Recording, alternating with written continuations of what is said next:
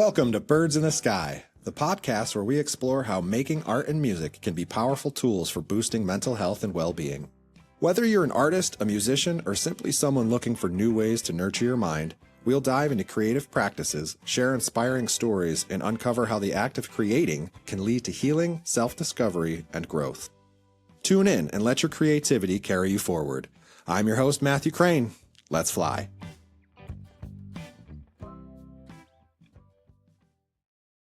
Hello and welcome to another episode of the Birds in the Sky podcast. I'm your host, Matthew Crane. Today is another episode here. We got Jason Pfaff from Buffalo, New York. He is a multi-instrumentalist, composer, producer, just all around fantastic musician and creative thinker. Jason, welcome to the show. Pumped to have you on. Good to be here. It's good to be anywhere when you get to be my age. Yeah, I know a guy for sure. Also, love to see you're wearing a Bills shirt. Bills win today. Yep. Go Bills. All right. Now on to more important things. And just for those listening at home, Jason and I met within the last year, I think, honestly, within the Buffalo community and in the music scene. There's only so many of us, so a lot of times we get linked up to do projects together. And Jason reached out to me. He needed some guitar, maybe some bass tracks on a couple of tunes for this record he was working on, which I think he has with him there, Tommy and the Twits. And there's the vinyl right there for those that are watching. So he had this project came by and he needed, a guitar player to fill some of the tracks. And he got my name and I did some work for him. And that's how we met. And kind of in that space is, you spend a lot of time listening back to tracks in the studio and you get to know people a little bit more. So I thought he'd be a great guest. And you have a new band and a new project that you're kicking off and a new record and everything, right? Yeah, it's kind of my first album as, I guess, like a front man, where I'm singing on all the tracks. And, historically I've done a lot of instrumental music and experimental stuff. So this is more, I guess, like experimental pop. And yeah, it's 16 songs called 2025. I can't really see it too well there because of the There we glare, go. but it's on my Yeah. Bandcamp too. Nice. Bandcamp is my home right now for most of my albums. Not all of them, but Yeah, do you use Bandcamp? I do. It's kind of the best way to go when you're just pushing out music, especially for what I do. Like you, I do a lot of work in a collaborative manner, but I don't do a lot of like my own music, like my own front man kind of like write my own songs. But I have a couple, and when I do, going through Bandcamp is the easiest thing for me to do to be able to publish my music. So that's why I love Bandcamp. Yeah, are you in any bands right now, or? I'm playing with my buddy Dan Ross. He's got a group. We're trying to get together, still trying to find a bass player. Every good bass player in the city has got 5 other bands that they're a part of currently. So Yeah, that's kind of our dig. We're doing some duo stuff around town, in restaurants and fundraisers and little festivals and stuff. But trying to find that missing link, more of like a rock groove fusion type of thing. It's pretty fun. But let's talk about enough about me. Let's talk about you. You're the guest. So I hate your talking new about record. myself. Yeah. What's your new record? What's your process like for that? As far as like, did you write like a couple of tunes and think like, hey, there's something here, I'm going to try to expound upon this idea? Or did you just like have the vision of like, I know I'm going to make a record within this framework of X, Y, and Z? Like, what's your process with that? I have no idea, because music is like the process is like the one thing you can't talk about, because it just for me at least, it kind of unfolds. I'm not the kind of guy that forces myself to wake up at a certain time to play music or set, dedicated practice time on a regular basis. I just kind of more or less go by inspiration. But if there's not any inspiration, then, I'll still mess around. But a lot of inspirations come to me in the last year or so when I was making this. And it's kind of, I think maybe for like the first time, like my sound is starting to come through like, a little more consistently. Like I've been like all over the boards musically. And I think, people, just from people's comments and what they're telling me, the feedback I'm getting from the album makes me think, wow, maybe I actually have my own sound, after 35 years of playing music. So is that like, I guess the better question is what prompted you to make this record? Was it like It's a more or challenge less, that you kind of it's more or less a breakup album. I started working on the songs during a really bad breakup before I met my wife. I like to try to recycle those emotions, even though it feels negative in a breakup. If you can get something, if you can make something positive from, the emotion, recycle it in some way. So more or less, this a lot of these songs and the time, and that would explain kind of some of the lyrics, which may be questionable, like what context is he talking about, some of the slang or swear word. So yeah, I don't mean to be offensive to anyone with any of my lyrics. It's more or less goofing around. so that's kind of I like to hear things that are not said when guests are giving answers. And I think what I heard there was, let me just say it back, that you like to recycle something that could be a negative experience into a more positive experience. And that's beautiful. And I've just like through lots of years of therapy and talking to veterans and like doing this show, a big theme is just the ability to actually look at the things you're uncomfortable with and Hmm. to sit with them, acknowledge them, and to process them in some ways. And I think that songwriters and musicians kind of do this innately almost without kind of being prompted by mental health therapists or guidance counselors or anything like that. I think it's something super fascinating that musicians a lot of times get that you know we look like empath artists, we're sensitive, we're overly sensitive, but I think it's more or less that we're more in tune and comfortable Oh, with. I just think that there's something to that about recycling something into like a more positive idea. So is that something beneficial for you, I guess, is beyond making art out of it, spending time with something that's uncomfortable in your life intentionally? yeah, I think that's a good way to describe it. I'm a very sensitive person, and I like to think that I've done a little work on myself to become, self-conscious. So when I am emotional, I'm very aware of that state. And instead of looking at it as all this, if it's dark or negative, instead of looking at it like it's a bad thing, well, it's just energy. Energy really isn't positive or negative. It's just our minds that make it so. So it's energy to be used for creation, you know. That So I love that you came on the show and said that, because that's kind of like a common theme is in any kind of art making is just acknowledging difficult things and then moving through them. And up I like that like recycling idea, like upcycle, recycle, because you're not throwing it away, you're reusing it. Right, It's just right. beautiful. But And art essentially art lives forever. So if I don't know if it lives forever in a digital form or somewhat, it'll outlive us. So that's for sure. It's nice to think about, what's going into that. was the making of this record like a catharsis then, I think it was. a release? Nice. Yeah, I think that is So or release. Yes. yeah, there's some. I think there's a difference between venting and creating. Creating even requires a little bit of consciousness while you're doing it, so you're not just venting kind of blindly. I think there might be a difference there. I don't know. Okay, and when is you're gonna have a release show for this record, right? Yes, absolutely. This release show is on September 21st at Milky's on Elmwood. So, we're not only Buffalo, New York. celebrating Buffalo, New York, not really celebrating this set of songs so much as celebrating the creative process and kind of persevering through some really hard life transitions. In my car accident, where I badly injured my dominant hand. I was like going to bed at 7 o'clock every night and doing 6 or 8 hours of physical therapy just to like be able, for 6 months straight, just to be able to like wiggle my remaining fingers. So it was like a dark period.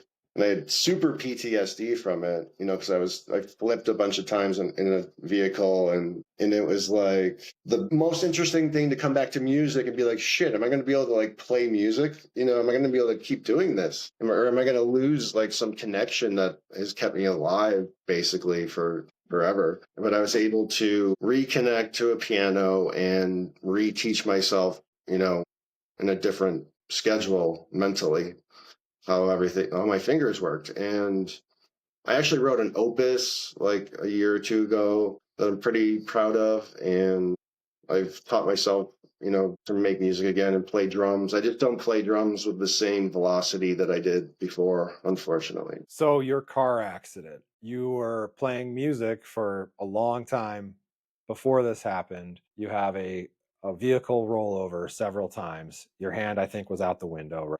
Hmm. And was severely damaged, and it drastically impacted your life as a professional musician. And how did you find a way through that? Like, learning the piano or just kind of reapproaching music from a new space. Was it like just a critical lifeline? Or was it just a life or death? Like, I imagine living most of your life as a musician and then having this happen, it's kind of like a do or die moment of like, you got to figure out how to keep going. Yeah, What was that I like? think a part of me, it wasn't really an option. It was like I was going to find a way to do it. I just didn't know what it was going to look like.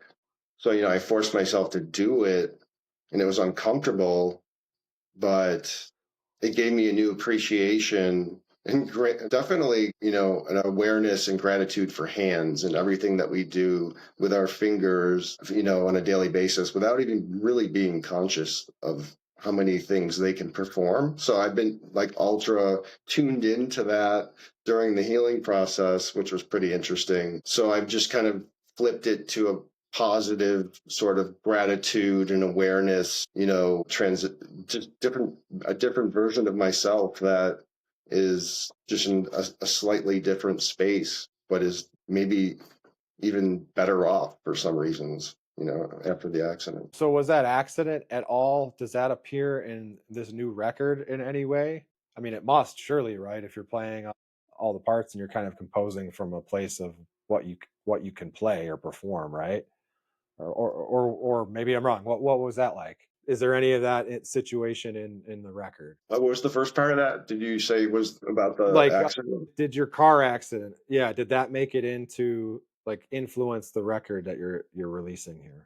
Probably because some of these songs I started several years ago. I mean, the accident was already 6 years ago now, so I wanted to make sure if I was kind of coming back with a new album, like I was very dissatisfied with my last release. I ended up deleting like half the songs online and turned it into an EP instead of an LP. With this album, I'm like, this can't suck. Coming from me, this has to be some of my best work. But that doesn't necessarily equate effort because inspiration is so weird in my process of composing. It just kind of aligned that songs.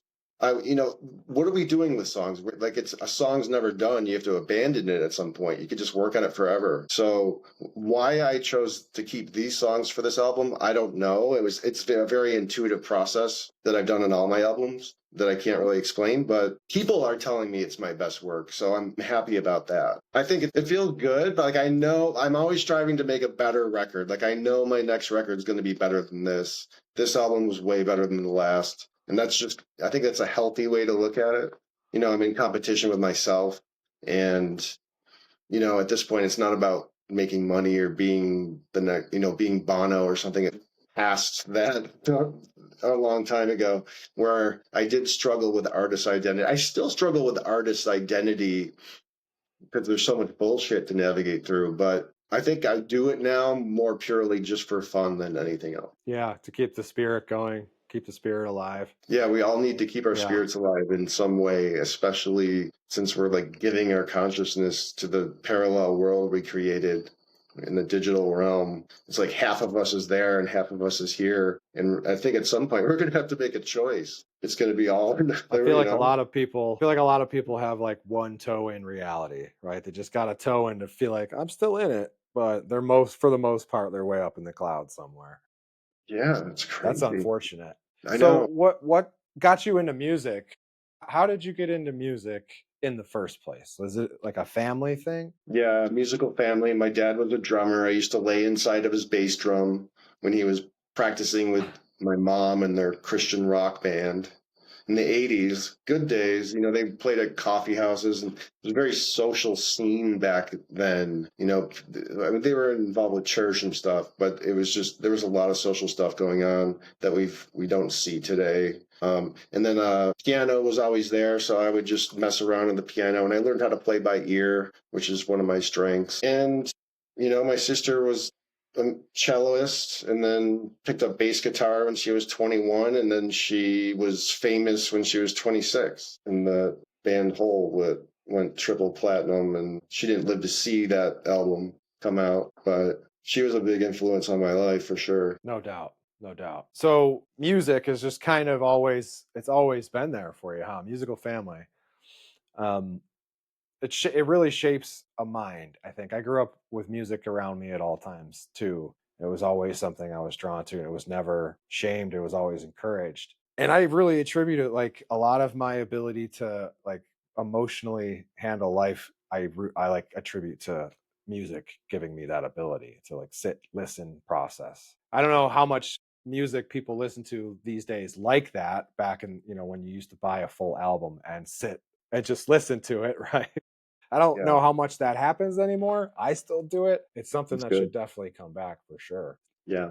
Yeah, I'm out of the loop too. I've been out of the loop since streaming, to be honest. Like I used to make mixtapes and mix CDs, and that was a big part of my life. Like, and it, kind of reflected culture's, role in my life throughout the years. And once streaming blew away, the industry opened the industry up and changed it, and we didn't have that really as much, then I lost track of the bands that were cool at the time, and the latest good hip hop, and I was just so plugged in, and I just feel bad that it's harder these days to kind of figure out what's going on with it all. But you're right, there's a lot of garbage out there. Sometimes the algorithm will surprise you though.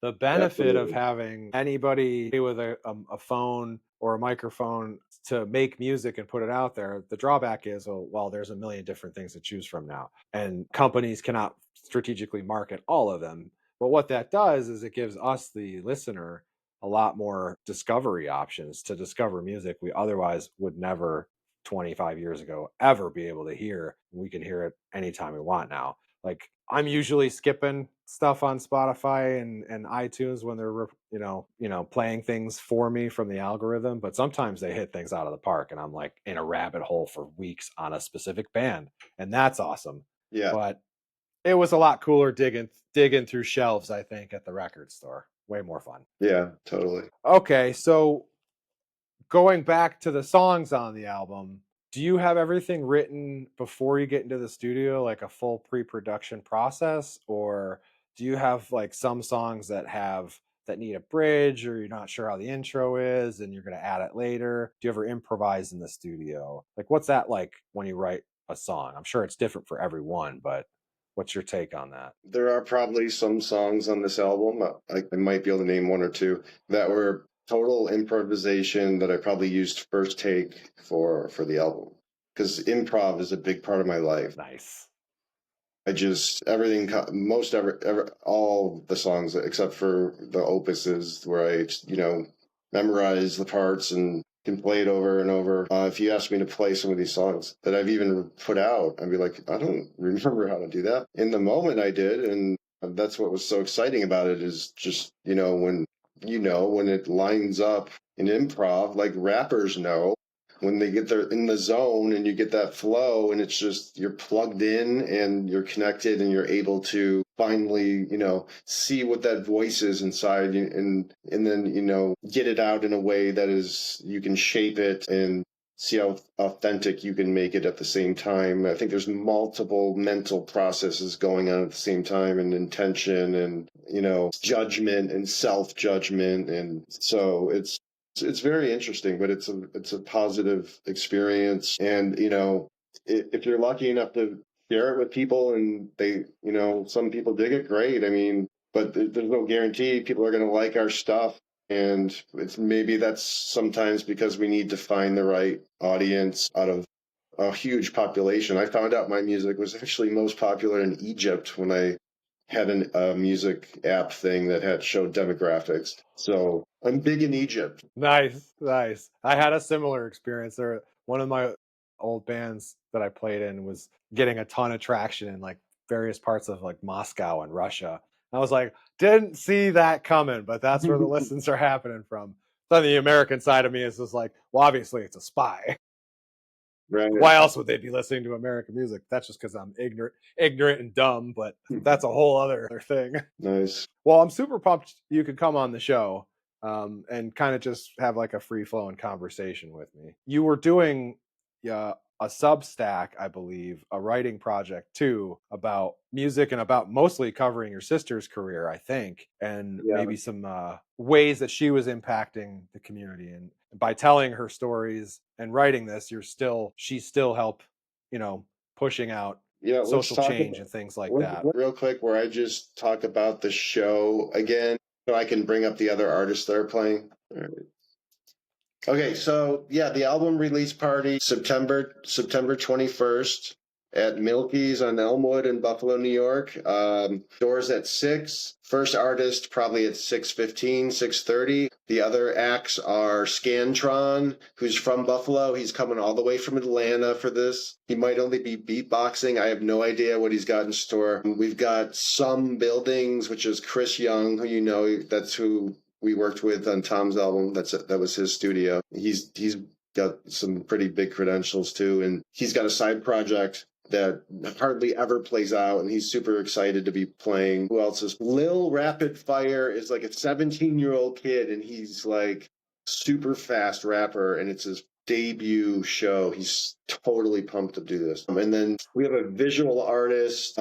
Oh my god, he would kill me. It's a really interesting. It's right here. I got it. Spun, SPUNG. We'll be doing some experimental visuals, and my band will go on it. And we'll go on at 8 o'clock if you're, late and worried about what time that is. But yeah, so there's that. And it's going to be fun and interactive in some ways. I've got a band that I'm pretty happy with Jeremy Franklin and Nick Russo and Charlie Busher and Jason Clark. Charlie and Jason were in my 90s rock band. Jason's coming from Tampa for the show to play guitar, and we're going to do one of our band songs at the very end too that we're haven't played in forever. So it'll be fun. So your sister Kristen, let's talk about her legacy and how you're continuing to push her work, music, and legacy forward. So I have a project on Substack. It originally was supposed to be a film, a documentary film, which we made various progress over the years, going way back, and for whatever reason it was halted. And it was supposed to be a book, and then it changed forms into Substack, which is still a book. I'm collaborating with an established British author named Guy Mankowski, who we worked well together, and it's been a process for like 5 or 6 years. And I've been sharing her archives with him and very mindfully piecing together something that makes sense, that kind of demonstrates the multi-dimensional person she was and all of her successes and challenges and how it reflects to other things. I've thought about her a lot recently because she was far left, and I was raised Catholic by Christian parents in the suburbs, but somehow she became far left when she went to Boston College and was like bombarded by culture and ideas and made a pretty significant transformation into the kind of punk rock activist, feminist. And then she didn't pick a bass up till she was 21, but she was, those days, she died in 1994. So the far left back then is different than the far left now. And I'm not so sure she would resonate with some of the things that are going on. So, there's these labels, left, right, the left calls the right Nazis, the right calls the left the crazies.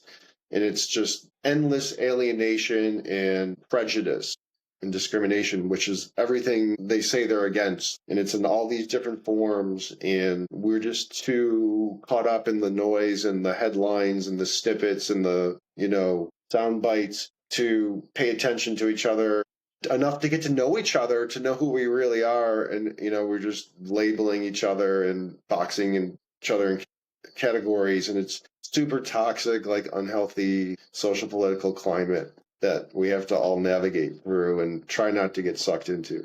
What are some things that you don't think she would resonate with now today? Do you have any examples, or like how is the left different from 1994 than it is, say, today. I remember, but there are people listening that may not really understand. Yeah, I mean, I'm like afraid to even talk about it with the level of sensitivity that's but I think she would probably find, like, I wrote a post today or yesterday that's, I mentioned her name, that she'd be rolling in her grave. And later I'm like, I don't know if I should have brought her into it, but I said she'd be rolling in her grave about the state of the far left today. And then I kind of said, which apparently seems driven by Occupy Democrat memes, Chuck Schumer, and MSNBC, and I think she would see through all that bullshit. Like, she was so smart back then, and as a 27-year-old, she died when she was 27. She was so far advanced back then.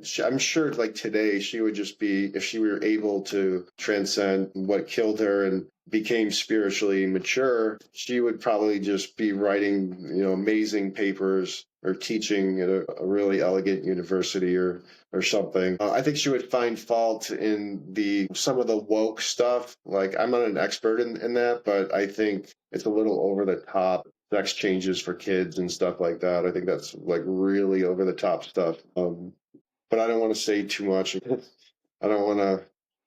Yeah, I don't even know like how to feel about it all myself. I think we're all processing a lot of information, and we don't know what's real anymore. And AI can do fucking anything, and it's just going to become like, what the hell is going to happen at that point? Well, that's why we need real humans making real music at real venues where real people can go and be together and not sit there like this.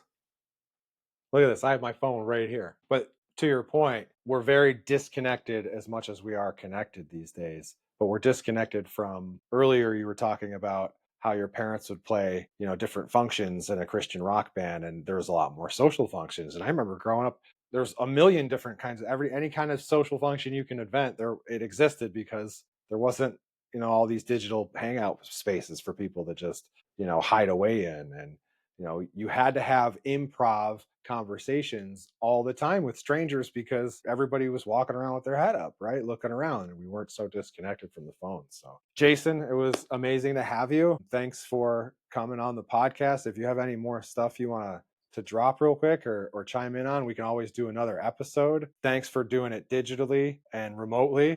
I had to recently shut up my studio. I have a growing family and need a bigger space, so that's a good thing, but it's kind of making interviews a little more impromptu. Nice.